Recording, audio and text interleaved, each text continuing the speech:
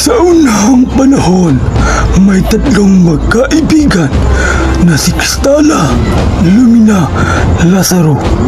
Sila ang pinagkatiwalaan ng kanilang reyna na pumanaw na.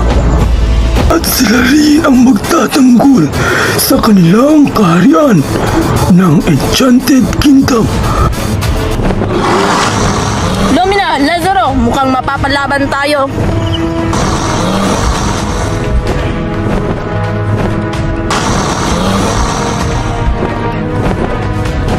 Maghanda mga kaibigan.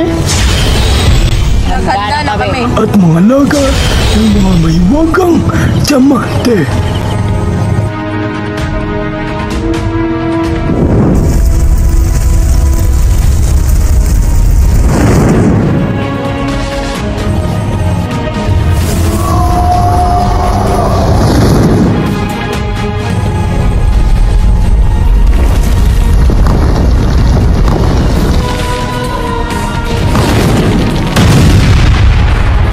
Na natin to. Sige!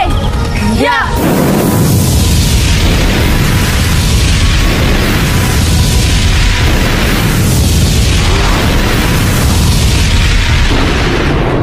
Sapagkat may nagtanghang nakawin ito na si Odessa, ang masamang diwata ng kapatid ni Reyna Marlia. Ngayon, wala na si Marlia. Pwede na natin tunin ang Majuya Diamante. Kaya nakapag-desisyon sila na hatiin ito sa apat. Panahon na para hatiin natin ito sa apat para hindi ito mapasa kamay ng mga masamang diwata.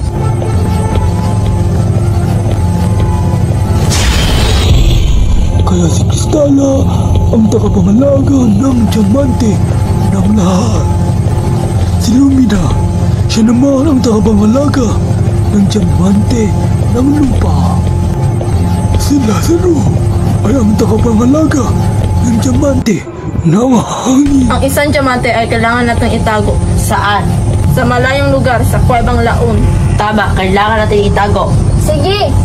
At may isang naiwan na diamante. Kaya napagpasyahan nila na itago ito sa malayong lugar na walang nakakalam sa lugar ng Kuvilaon para mapangalagaan ito ng mabuti at hindi ito ipapasimay ng mga masamang diwata.